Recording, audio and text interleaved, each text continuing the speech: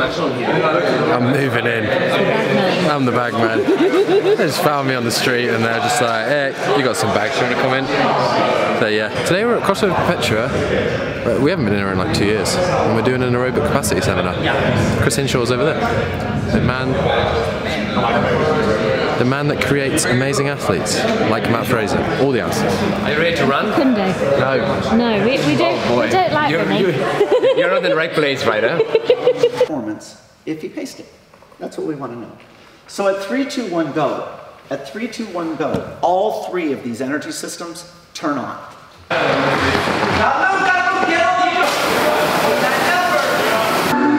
am not fast.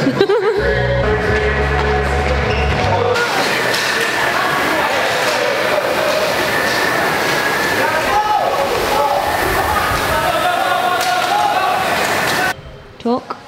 These chairs are incredible. Is that the man himself? Is he running around? Mm-hmm.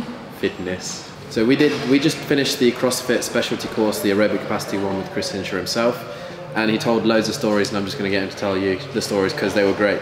Are these $10? They're so inexpensive. And it's Did you see the ones at the games? Yeah. Yeah, Tommy Venus stole one, took it home. Well, I mean, it's like stealing though, like, I mean, it's like stealing a can of soda. It's like, it's that cheap. It's not like grand theft. You hear the train going by. You look how small you look because I'm in a white, oh, you can't see it. No, I can't. Wow, how are you up there so high? Am I sitting in a hole? You made yours more upright. Yeah, you have to, so maybe able to program some good endurance workouts, but work in a chair. I'll sit on a box. You can sit on a box if you want. Yeah, where's my phone book? You sit in a roll or something. Right. You know what? Because I'm a swimmer, my posture is probably bad, and so I roll over like, you know, I'm a dolphin. So my height has been... Did you see Michael Phelps recently? I've not. Someone tried to slam him for his crook neck. And they said, you're posturally bad. And I'm like, well, but you're still the best in the world, so you don't have to be posturally the best person in the world to be the best in the world. So team, we are at Perpetua. We are sat down with Chris Hinshaw, who is the champion maker. Who have you coached? I've been fortunate enough to coach a lot of elite level CrossFitters if we look at the CrossFit community. And you know, I started with 2013 with Jason Khalipa, and he placed second in 2013, and then lucky enough I had a streak of wins with Camille in 2014. In 2014 I've worked a whole year with Katrin, got to know Fraser in 14, Froning in 14, and then just the list continued. I ended up working with teenage athletes and masters athletes. Yeah, it's been really incredible. But that's the thing, is that I just was one of those pieces that assisted them. It was still the athlete that did all the work. I mean, those are their wins. They're theirs. I just was one of the people that contributed in their success. So we're going to do a quick interview right now. We're going to talk everything athletes, having fun, training, whatever, and a couple of stories. So grab your cup of tea, or if you're in America, grab your Kool-Aid and sit back and relax. When was the last time you drank Kool-Aid? It's been a long time. But you know what I used to do is, you know, they mix the Kool-Aid and have the sugar in there. I wouldn't want to mix it and waste it with the water. I just want to pour the sugar in my mouth and just have that, like, So I would have that probably recently. I've never drank Kool-Aid, so I wouldn't know, but that's absolutely fine. How did you meet Jason Khalipa? So I met Jason Khalipa after being at his gym for about a year. I was at Santa Cruz Central for 3 years, and then I decided to find someplace closer to home. Went to NorCal CrossFit. I was there and ran into him after doing the workout Helen. And yeah, I ran into Jason Khalipa, yeah, my 4th year. You ran into him with your shirt off. Yeah, that is true. So what happened? So Helen is your jam. Well, I mean, Helen's a good workout for me in the sense that it's mostly a running workout, and the weights are very, very low, and so I can shine in a workout like that. Yeah, it's true. I never take off I never take off my shirt in a workout. It's not because of any issues. It's just that I just don't do it. And somewhere on that day when I met Jason, I finished Helen, and it was crazy because I see Jay come over, and I am a fan of this sport, and here is a champion, and he's coming at me. And as he's coming, and that anxiety of him coming, I realize it's like, oh, somewhere I lost my shirt in the middle of Helen. And the whole time rattling through my head is like, where is my shirt? You know, if it's close by, I can grab it. And so as he's talking to me, which I have no idea what he said to me that day. I don't even know, it was just ramblings. All I thought about is, where's my shirt? Did you beat him in that workout? So he was just watching, because the owner of the gym, and you know, I'd been at that gym for a year, and it was kind of cool. I mean, I love the anxiety before a workout. I mean, as a competitor, I love like that. Matter of fact, the greatest feeling in the world is when you're at the Ironman in Kona, and they start counting down the clock, and it's 10 seconds to go, and that rush of just like that. I think that's why I like CrossFit. You know. Let's go into that, because your background is obviously Ironmans. Yes. So you would train 8 hours a day, 6 days a week, and when you race, how long are you racing for? So we would race short, would be an hour and 50 minutes for an Olympic distance, and then Ironmans are 9 hours. That's like my idea of hell. Well, and the thing is that if you want to train for a 9-hour event, meaning to race it, I'm not talking about complete it, I'm talking about racing it, you have to put in a monumental amount of time. And some of the things that I did back then, I look back and I'm like, wow. Like I had a breakfast conversation with a friend, and we're in Northern California. And we both said to each other, you know, let's ride our bikes to Santa Barbara. To ride your bike to Santa Barbara, it was 1,200 kilometers, and we did it in 4 days. Over a breakfast conversation. And you know what's crazy is that we both said to ourselves, you know, maybe that's not enough fitness. Let's tape our running shoes to our bike, and we could go for a run after each day. Like that was a normal thought process. No, it's marginal insanity in order to be competitive at that level for that long of amount of time. So when did you get into ultra marathon running, or like Ironmans, or like what sparked your interest in that? Because for me, that's probably my worst nightmare. I've never had that thought. I've never gone, oh, I want to go that. I want to go for miles and miles and miles. What like got you into it? Well, that's a good question. So the truth is that when I was a kid, I wasn't good at anything. I was late in developing, and I think that also has shaped me as a coach.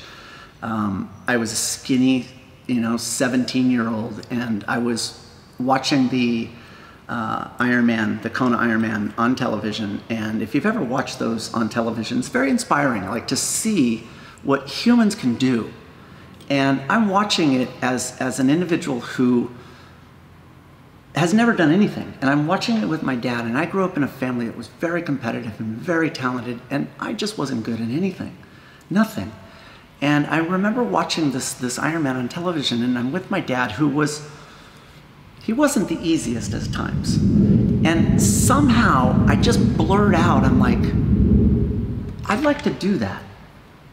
And imagine the power that my dad has in that moment on a 17-year-old boy. Whatever those words were that were coming out of his mouth, whether it was negative, it was condescending, if it was sarcastic, I would have just cowered, and I never would have brought it up again. And I'm always, see, it's very emotional. I am so grateful for my dad in the sense that he told me in that moment, he just confirmed, he's all, just to make sure we're watching the same thing. He's like, so just so you know, it's a 2.4 mile swim, it's a 112 mile bike ride, and it's a 26.2 mile run. And that run, if you're fast, is across the lava fields of Hawaii in the heat of the day. You will start that at 12:30 in the afternoon. We talking about the same? I'm like, and sheepishly I'm like, yeah, yeah, like that, yeah. And he turns and he looks at me and he says, let's make that happen.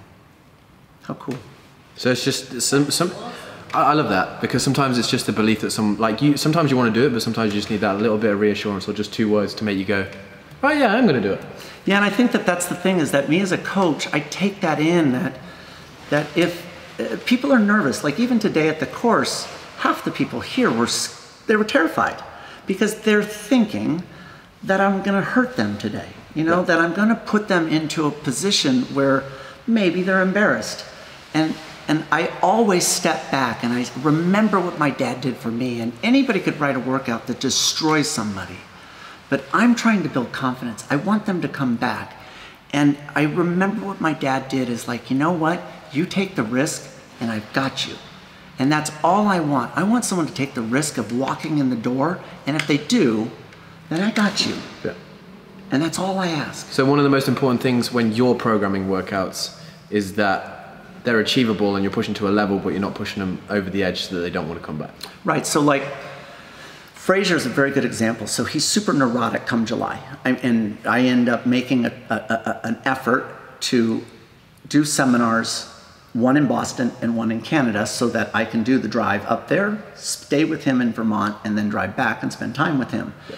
And part of it is that what you want to do is you want to write workouts in a way that is challenging of any athlete, that they want to look at it and they want to have like, I don't know, but they believe in me, and I'll never steer them wrong, and I'm confident in their ability to do it. And so what I do is I write it in a way that they're looking and challenged, but they have the trust in me where they go for it. And when they finish and they hit the distances, they hit the paces that I prescribed, they walk out of there as being confident. And one time with Fraser, we were up there, this was 2 summers ago, I'm at his house and I said, so what are you looking for today? When we go to the track, what are you looking for today? And he says to me, he says, Chris, you know what I want? I want a workout that scares me. I want you to scare me. So I'm all right. We're gonna run 16 rounds and you're gonna run 200 meters and I need you to run that in 38 seconds. And then you're gonna follow it up with a 100-meter jog in 38 seconds. And you're gonna do 16 rounds unbroken at the heat of the day. No rest, in between efforts. Was that on film? Yes. That's the one that's on film, that's on the documentary. Mm-hmm. And you see him running around. I recognize the workout from the film. Yeah, no, that was it. And you know what? It terrified him. But the thing is that he did it and he was successful. And when you do a workout that literally you look at and you're like, that is not doable. But I look and I say, you know what? I'm 100% convinced that you can do it. Trust me. And when that happens, not only does the relationship grow, but it's also he grows because he did something that was impossible. And when you do that to an athlete leading into the CrossFit Games, that advantage is what separates somebody from first place and second place. Yeah, the headspace that they're in. That's all the differences between them. It's about showing that athlete what they're capable of doing in those final moments. But the problem is that what if he didn't do that workout? What if he failed in that workout? It's catastrophic, and so people don't want to take that risk. Coaches, it's too risky. Yeah. But the thing is that Matt, people always ask, like, what's the difference, like a Fraser and a Froning? Like, what makes them different? Do you realize, like Fraser, when we started working together, he came to me and he says, you know, I'd really like it if you would coach me and you would help me with my endurance. And I said, you know, I'm nervous about coaching you because you come from an Olympic level weightlifting background.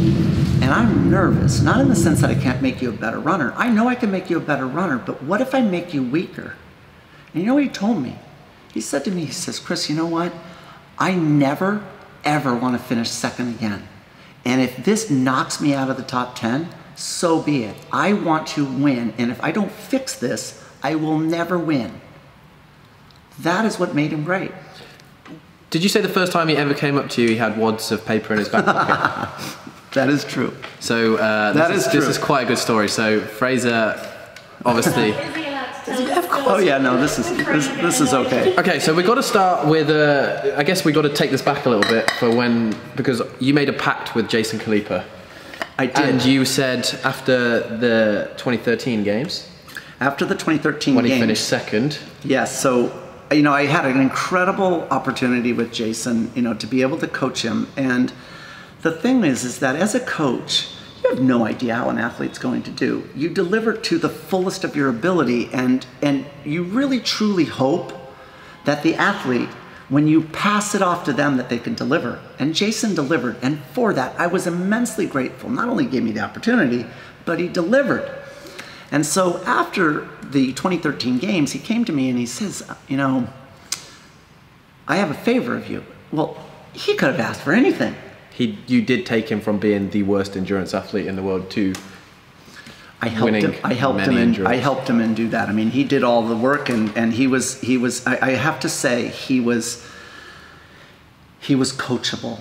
You know, he always wanted to know the direction that I took him, but he would never question my workouts. Matter of fact, you know, as I said in the class, I made him run 20 miles 3 weeks before the CrossFit Games. Here's a 230-pound guy that I'm making run 20 miles. I mean, it was unheard of in 2013. And he did it and didn't argue about it. He just did it. Yeah. And that's one of the things, is that he never questioned what I was doing, and he always executed on it, which made him coachable. And for that, I was immensely grateful. And so when he asked for a favor after 2013, whatever he asked for, I would have agreed. Yep. And what did he ask for? Oh, he told me, he says, you know what, I never want you to coach that Rich Froning ever. I didn't even think about it. No hesitation. Deal. I won't ever coach him. And so that's what went down. And in 2014, you know what, I studied Froning and I tried to find weaknesses, and in my mind I made him into the Dark Lord. And boy, I mean, I just focused on every single waking moment of taking him down, because Jason's my man. Yeah. Needless to say, Rich won in 2014, you know. And then what happened? Oh, how did you then end up being the coach of Rich Froning? So what happened was, so Khalipa wins the games in 08. He then in 13 gets second, and in 14 he gets third. So he did that, and he covered all spots, which was cool. But then he got invited to the CrossFit Invitational, part of Team USA, which was in my hometown. And I got to know Rich Froning a little bit in 2014 at the end of 333, where he was just devastated. And I've never seen a man so humbled by a workout, and that appealed to me. I liked the fact that he was lost. He didn't know what happened to him, and there was this panic and anxiety and that appealed to me. When I met him at the Invitational in San Jose, we had a chance to do a swim workout. Becca Voigt was the coach, and she arranged for a swim workout for me to coach, and I got to know Rich there. And then we had dinner there. And so it was nice spending time with him, and I have to honestly say there was a little bit of guilt for making him out to this, you know... Be the Dark Lord. I mean, but, yeah, I mean, yeah. But that was my motivation, right? And so I found out that he is the furthest thing from it. I mean, if there's an ambassador that... I mean, you met him when we came here. He'd watched a couple of the videos, can you believe it? Yeah. I mean, he's just, he's a very amazing ambassador, and what happened was that at the CrossFit Invitational in San Jose, Team USA won, and which was great. Well, 2 days later, after the Invitational, I get a phone call from Froning, and he's like, hey, this is Rich Froning, and it's like, so as a fan, like even to this day when I get a text message from Fraser or Katrin, it's like, Camille, it's like, I am on exactly the same level. Right? It's when I got a message from Fraser, didn't I, Jazz? I went, it's Fraser. Yeah. And you want to sit down and you want to like wait a little bit, because you let that thing like sink through. But right? you don't. No, I know, because, and then you're like, is this okay? You know, you always have to have 4 people proof it to make you don't sound like a knucklehead. Yeah. You know, and it's like, you're giving me a workout. Why are you having me review your workout? I don't know what you do. Yeah. Yeah. So I end up, I get a phone call from Rich, and he invites me to Cookeville, Tennessee. And I am blown away. And he says, I would like your help in the endurance side, and I'm hoping that you would come and do an evaluation and then work with me. I was overwhelmed at that. Like, here is the greatest of all time coming and asking, and then the sinkingness of my deal with Jason. And if you know me, I am as loyal as they will ever be, and friends and family, and I protect that with everything. And so I'm getting ready to tell Rich Froning that I can't go, and I'm sinking. I'm like, I can't even believe it, but I'm going to do it. And then he turns around, and right then he cuts me off, and he says, oh, by the way, I know all about that dumb deal you made with Jason Khalipa. And I'm like, what? And now the sinking, like, I thought it was going down. It now was really auguring into the earth. And I'm like, what? And he says, I called him before this, and he told me about this deal that you're not allowed to coach me. I'm all, yeah? And I'm all, why are you calling then? He's all, well, because he told me that he's retiring, and he's going to focus on his family, he's going to focus on the business, and the deal's off. I'm like, I'll see you on Friday. And that's the truth. I freaking love it. I love it. And so that's how I ended up, you know, what's funny is that I end up, the very next day, I get this call and it's Jason Khalipa, and I pick up the phone. And Jay's funny, he's like, when he gets nervous, it's like, hey, so look, bro, like, look, I mean, hey, Froning's calling you. And I'm like, yeah, no, I talked to him yesterday. He's like, what? Hey, what, bro, like, he talked to you, what? And I'm like, yesterday he called me. Bro, he's gonna ask you to coach him. I'm going team and the deal's back on. You're not allowed to coach him. And I'm like, I'm going to Cookeville in 2 days, man. Sorry, it's too late. And he's like, so yeah, needless to say, boy, oh boy, yeah, that's how it happened. So then you were coaching, obviously, Froning and giving him workouts. Yeah. And this is where we loop back to the Matt Fraser thing. Oh, yes. So Fraser, obviously you met him, I don't know, where did you meet him? So I happened to do with Ben Bergeron a aerobic capacity course at the end of 14, early 15. And Matt happened to be there. And he came up to you afterwards? No, so at lunchtime he comes up to me, and so Matt, the thing that I love about Matt, he's smart. Yeah. Right? I mean, he's really a smart person, and he's inquisitive. He wants to learn, and he's also not shy. So part of it is that he is trying to find out pieces of information, but he's also sniffing out whether or not it's real, whether or not you truly know. And he comes in unassuming. And so the naive person is sitting there going, oh, this guy's not very sophisticated, when in fact, he's picking the pieces apart. So when he comes in, he starts asking me some questions. And I'm like, this guy kind of knows what he's talking about on the aerobic side. And then he spills out that he's been doing some running workouts. And then he spills out that he's doing personalized paces with specific numbers for distances that he's doing. And I'm like, now you have to remember, this is at the end of 2014. Nobody's doing that work except for me. And I'm like, how does he know all of this pieces of information? Like, this guy's good. Yeah. And he's a weightlifter. And I'm like, so I said, how do you know all this? And he says, oh, Rich Froning's programming for me. Rich Froning's programming your running workouts. And Rich Froning has given me so much anxiety in my life. So I go back and I'm like, and the whole time I'm like trying to keep my cool. And he, I know, sees me panicking, and I'm like, so he's providing you run workouts? Oh yeah, no, he provides me, like, I got them all right here. I got like, he's sent me like 5 weeks of workouts. He's got a stack of paper wadded up in his pocket, like, and it's all, and I'm like, do you mind? And he hands it to me. I'm like, I can't even believe I'm prove that Rich Froning is ripping me off. I can't even, I mean, could you imagine? The whole thing is unraveling. So I open up this wad and I look at it and I'm like, oh my gosh, like he literally cut and pasted my workout. Wait. And then I see my email address and I go, dude, you see this? That, you know, that's my last name and that's my first name. This is my email. Oh, I guess I've been doing your workouts for the last 4 or 5 weeks. And so he's all, do you mind if you just send them to me direct? And that's how I got to know Fraser. It's funny how you meet people in this world, isn't it? Well, that's why when people say, you know, it's a small world, it truly is a small world. But the key is that you want to always put yourself out there. I mean, part of it is like, you want to take advantage of opportunity, and every time you're given an opportunity, you want to deliver.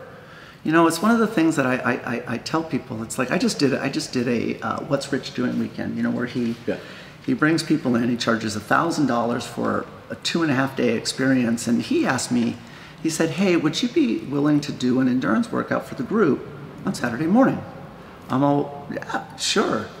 You know, and I said, well, what's the time restrictions? He's all, Chris, you do whatever you want. So I had open season. When Rich Froning tells me that, I now, unfortunately, because it's Rich Froning and the respect I have for him, I stay up all night. I got this workout, I got this layout, I got 40 people, I got 6 coaches, I got to rotate in this way, I want to work this time domain, I want to do this little thing. I literally stay up all night, and it's for Rich Froning, who I have, you know, worked with since the end of 14. But the thing is that imagine if I rolled back the clock and it was 2014 and he says, hey man, I got this event at my gym, would you be willing to come out and do an endurance event?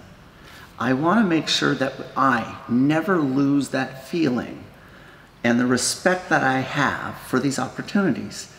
And why is it any different if Rich Froning asks me in 2019 versus 2014? I should treat him with the same level of respect and deliver something of epic proportion. And that's what I should do. And for me, I think that people, if they're given an opportunity, they don't take advantage of those things. They lose sight that it's like they get lazy and they don't deliver. And my feeling is like, you know what? I'm so grateful to be in the sport that any chance I get, like this course, I love this course more than, I love it. And I want to deliver the fullest potential. I have done... You can tell when you're teaching it. Can I? Yeah. Really? So I've done well over 100 of these, probably 150. And each time for me, I want to deliver it like it's the first. Yeah. And I think that that's really important. And I think that if you put yourself out there in that way, the world gives you opportunities. And what you want to do is you want to make sure that the people that come in contact with you, it somehow resonates on some level. And so that, like that What's Rich Doing weekend, you know what? I did it for free. I got no money for it. And afterwards, Rich comes up and he's like, dude, that was incredible. And you know what? That's all I'm looking for. So we all had a debate in the class. You know, everyone goes on about Rich Froning versus Matt Fraser and blah, blah, blah. Like, we're not going to go into that because it's just, it's like, they're two completely different, like, eras of athlete. And they're both insane and you couldn't put them together.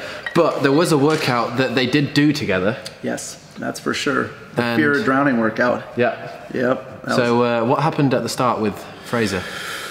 So, that was funny. Yeah, when he... So this fear of drowning workout, it came out because at the CrossFit Games, in a beach event, the athletes did a particular movement and they ran towards the ocean.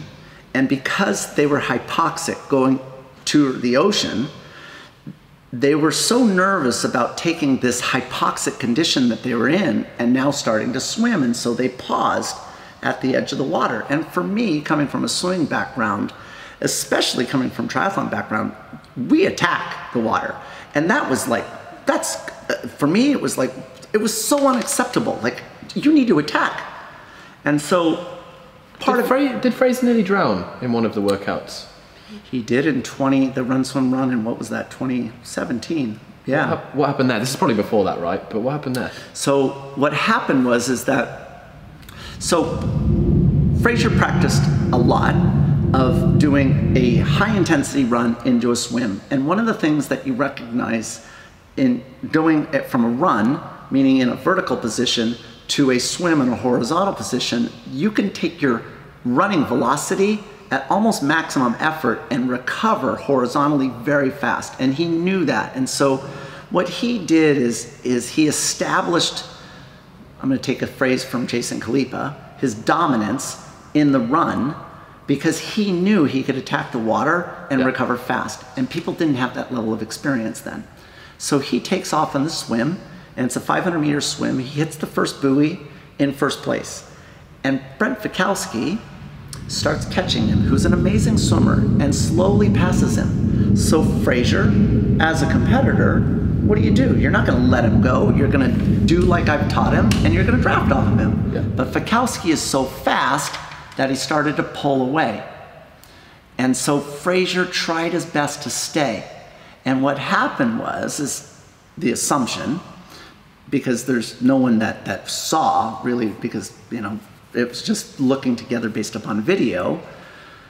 We believe what happened is that Fraser made a massive move to try and stay with Fikowski and not let him go.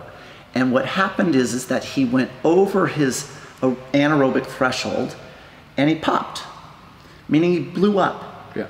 And what I learned from later, he couldn't swim slow enough and actually recover.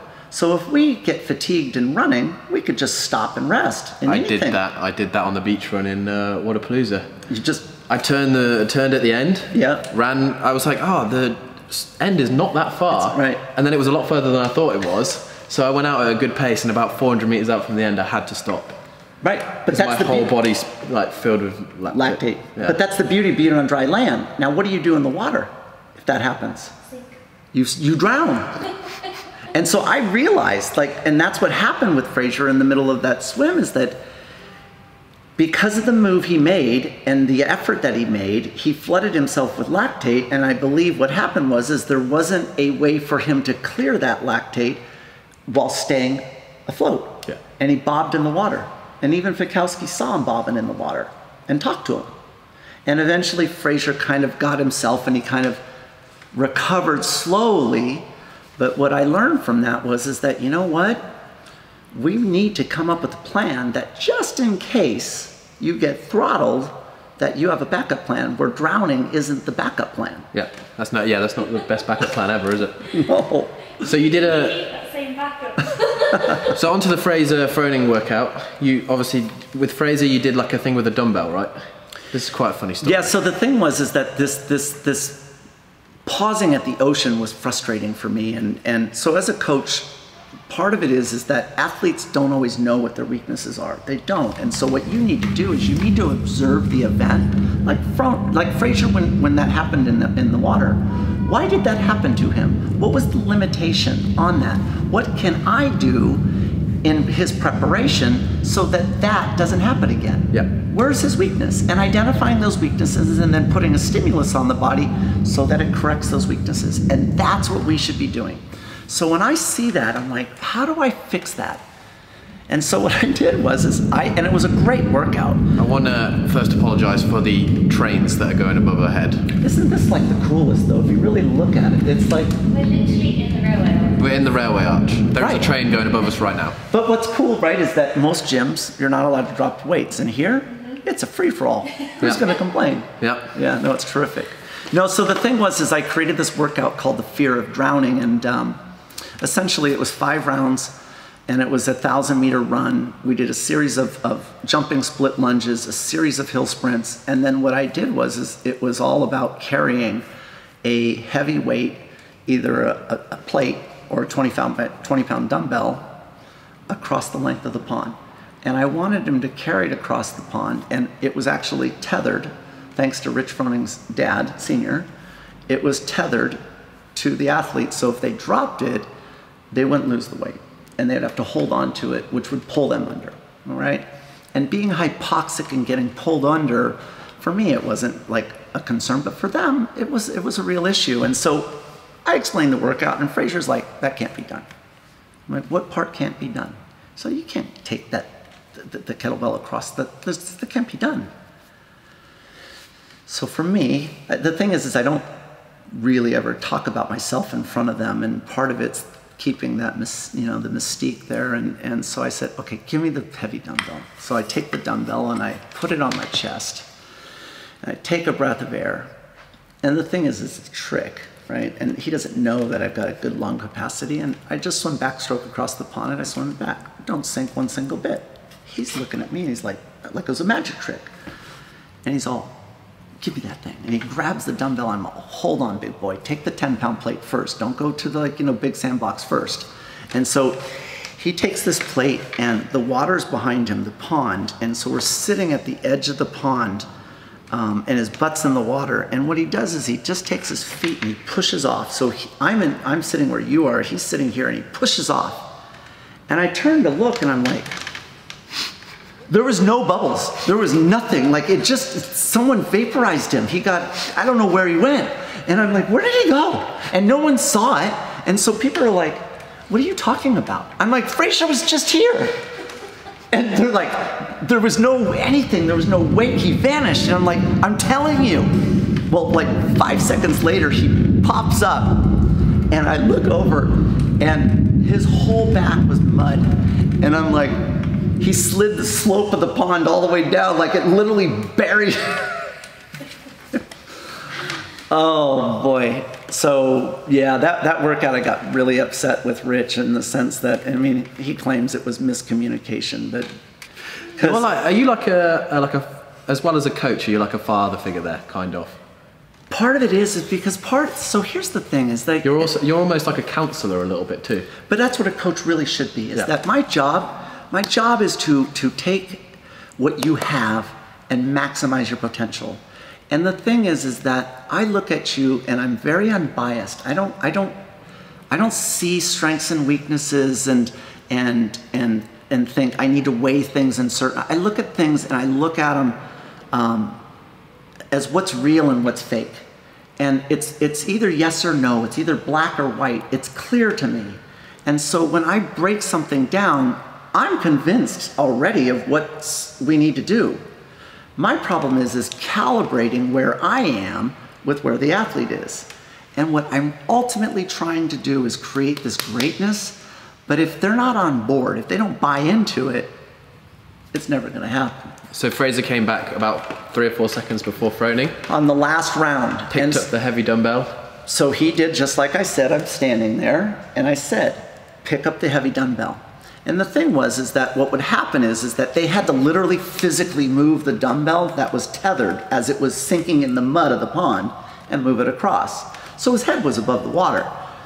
So Froning comes by about, I don't know, 10 seconds max later, and I yell at him, I'm like, pick up the dumbbell. He doesn't. He picks up the 10-pound plate, and Froning's a good swimmer. I mean, he literally could take a 10-pound plate and use it as a hand paddle. So I'm screaming at him.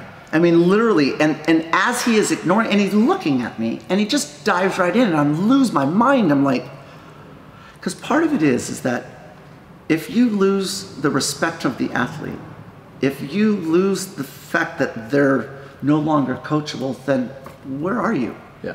So this was a defining moment in the relationship in terms of where I was. I realized in that moment that if he is going to do his own thing and not pay attention to what I'm asking of him, then what am I doing here? Yeah. I'm on fire. So I don't want that to happen. And I'm telling him, Rich, even yelling at him, Lyle, Well, Fraser hears me screaming. So he's listening and he stops and he then swims back in. And I'm like, what are you doing? And he grabs the 10-pound plate and dives in after Froning. And I'm like, what is happening? Well, Froning beats Fraser in the workout. And we also need to set the scene here. What was it like? Because you said it was a nice sunny day. There was people around. Oh, Hillary Froning was there. I mean, there was a lot of people. I mean, it's beautiful. At Senior's house, Rich's dad's house, it is beautiful. And you know what? In the middle of summer, it is spectacular. I don't know, have you ever seen the 4th of July stuff where you're going down the water slide and, you know, riding surfboards? That's what it's like. Yeah. All right, and so that's the scene. People are laying out and it's kind of music is playing. Meanwhile, you got me losing my mind. I mean, I must have made it's really kind of embarrassing, actually. And I pass Hillary Froning as she's laying out in the sun and I said, this is a defining moment. And she said, you look really upset. And I'm like, that's because he's not listening and I'm thinking about going home. And he said, well, you go give it to him. Like encouraging me, right? And I'm like, just throwing on fire. So I'm following around the pond, you know, and I'm waiting for him to get out of the water where I'm just gonna like, Well, I don't realize it, but I have Nick Palladino and Angelo DiCicco that are behind Rich and Matt. Well, the only thing that's available for them now is the heavy dumbbells. Well, these guys can't swim very well, but I don't pay attention to them. I'm so focused on those older boys that Angelo dives in because that's all that's there. Yeah. He grabs this heavy dumbbell and he gets somewhere about 30 feet out in the pond. Nick Palladino's following him and Angelo apparently starts drowning, like really drowning. And Nick yells at him, he's all, bro, I can't come out and save you, man. I'm barely able to save myself. And he swims in. Well, Froning is just getting out of the water and I'm... 30-minute goes to a flash. But anyway, he jumps back in and saves him. He does, he saves him and then, you know, Angelo goes on to win the CrossFit Games. Yeah. And so I always think about that. It's like, man, could you imagine if I killed Angelo that day? And then Froning afterwards owned up to... So I was he still... was like, oh, sorry. Well, so he explained himself and he says, you told me to alternate. And I said, no. It doesn't matter what I said. We actually went in and it was right there in that moment. I did a play change and I told you to pick it up and you ignored me. And so for that, what we're going to do is everybody is going to be punished and we're going to do relays across this pond. And Rich is first class. He turns around and he says, you know what, guys, it's my bad, and I'm sorry. And he says, let's just get this done. Was Rich the most unfit athlete when you first worked with him? I think in the movement of running he was, in the sense that games athletes. Yeah.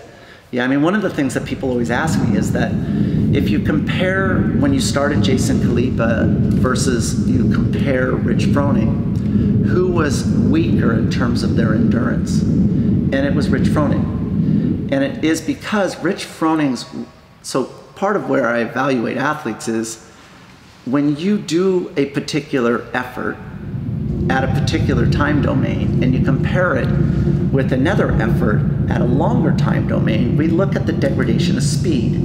And that fatigue factor, that coefficient of slowing, tells a lot about whether or not they're anaerobically fit or aerobically fit. Yeah. And if I'm looking at endurance, aerobic fitness and that rate of fatigue matters. And Rich Froning had the greatest percentage of fatigue as he went into longer and longer time domains, much greater than Jason Khalipa. And so for the opportunity with Rich to help him improve the running, that by the time that happened, I was really confident that I can improve his running. Like that was relatively simple. How did you get into CrossFit? I don't know this story. How did, like, obviously from being a triathlon or an ultra marathon runner or Ironman, what happened to then you being in CrossFit? So triathlons, I mean, I trained a lot. We were doing 6-hour, 8-hour days for 7 years and racing all the time. And it was destructive on the body, all of that volume. And I left the sport because I just couldn't get down a flight of stairs anymore. I could make myself do an Ironman, but I wasn't healthy anymore. And so I left the sport really at the top of my game. And life just goes on. And it's not like there's regret, but you know what? You struggle. And I was introduced to CrossFit by Annie Sakamoto, so one of the original Nasty Girls, and she invited me down to Santa Cruz Central, you know, the original mothership, and eventually I worked up the interest to going in there. And I have never been ever afraid of working out. I've never been afraid of anything, like just because of my background. Like, and if I lost, that's fine. But you know what? I was never afraid. I'll do my best to throttle you. And that was my attitude. But so this isn't a very good story in the sense that... this is a great, he's already told it, this is a great story, and I think a lot of people can relate to it. So the thing is that when I went into the gym that day, I parked my car, and at Central, the roll-up doors were behind me, and in the roll-up doors, there's the pull-up bars, and you could see inside the gym. And my attitude when I pulled in that day is that I'm pretty gnarly, I'm a badass, and that this is just a workout. You are badass for being able to do ultra Ironman. But what I realized was that was a long time ago, and it was so long ago that it probably doesn't count. And when I pulled in that day, my eyes weren't prepared for what they saw, because I saw women, and I only remember women, but I remember saying to myself, I'm like, wow, like, if you work weightlifting, you get really strong, because these women are picking up, it seems like 500 pounds. And what they were picking up was a rubber plate that was this big. I didn't know what they weighed because I never picked up a barbell before. I knew metal plates that were like this, that were, 20 kg. I knew that if it was flat on the ground, I couldn't unstick it from the ground. So they're doing one of those, two of those, probably three of those. So that's probably 100 to 200 pounds, probably 200. You got two of those, the bar's another 100. This is 500 pounds. And they would pick this thing up overhead and then they would drop it. Like 20 women are dropping these things. And I was thinking, it's gotta be like some special, like a gymnastics floor, right? Where it's like spring loaded, because these things, the metal would bounce. And I'm like, this seems really dangerous. Like, they're dropping 500 pounds all over the place, and it's like, someone's gonna get killed. But that's the anxiety kicking in, right? Yeah. I wasn't prepared for that. And then they go up and they hit the pull-up bar and they're doing pull-ups, kipping pull-ups.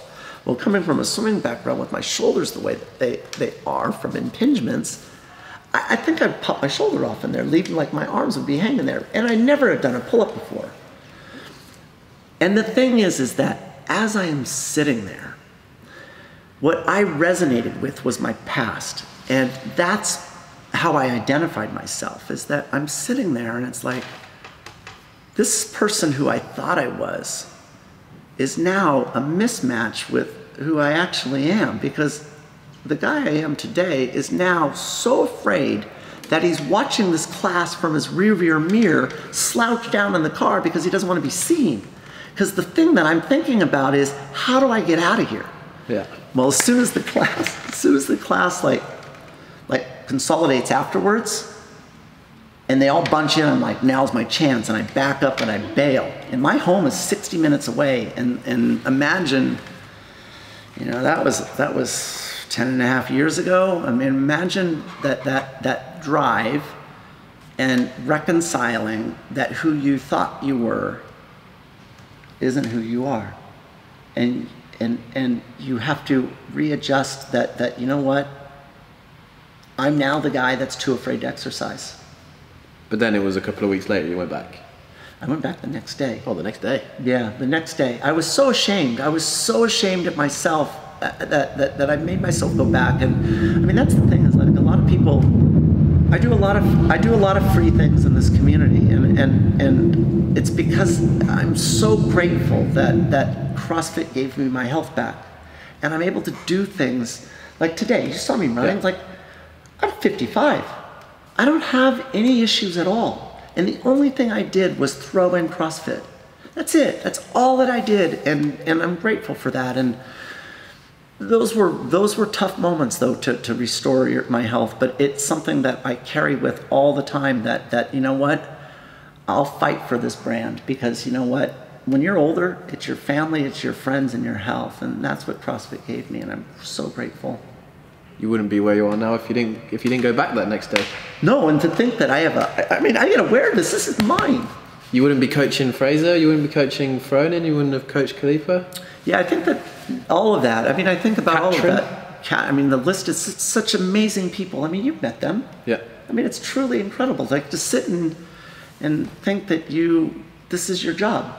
And that's why it's like, I don't want to lose sight of that. I want it to continue, and I take a lot of pride in the people that come to my course, but I also take pride in the opportunities with athletes, is that I'm grateful, and I will deliver to the maximum of my ability because of that perspective. Yeah. Didn't you say at one point you nearly turned down going to, this is going completely off topic from where we were. The battery's flashing. That's so fine. we need to- Last 2 minutes. You nearly turned down coaching Fraser because you thought, Froning, you nearly turned down coaching Froning because you thought you were going to break him. Oh, and then your wife at the time? Yep. So my wife Heidi. So Yeah. she's Froning. Like, when he calls, we're at parties big time. But then the ether wears off, and she's like, "What's wrong?" I'm like, "It's about this thing with Rich. What's wrong? It's not that I can't make him a better runner. I got that. But what if I ruin him as a CrossFitter?" So she just smartly looks at me and she says, "So I'm just curious, how long will it take for you to ruin him?" I'm like, "What? How long will it take for you to ruin him as a CrossFitter?" I'm like, "I don't know, honey. Like I'll ruin him in 3 months." Okay, then you go to Cookville, you hang out with Rich Froning, you enjoy that, and then when you ruin him, you stop doing the CrossFit side, and you still have a regular job, just go back to that and disappear from the sport. And I'm like, "For real?" She's all, "Yes," and that's exactly what I did. But you didn't ruin him. You made him the champ that he was. Yes, I mean, I'm very grateful that he once delivered on that, and I mean, that's the thing, is that I just want the opportunity, and if an athlete is willing to do their work, I think that we can deliver, you know, that next level, and Rich, you know what, he gave me opportunity, but he also delivered. Since making Matt run, since making Rich run, Camille they've both run, got stronger. Katrin. All got stronger. Every So, one of them. team, to finish off this vlog, just do more running.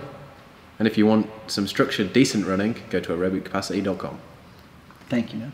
No worries. Then you can be with the greats. Do you know that Katrin, so you don't know the story, but Katrin, after Jason Khalipa gets second place, Katrin contacted Jason Khalipa. She was 19 years old. And she says, would you be willing to coach me?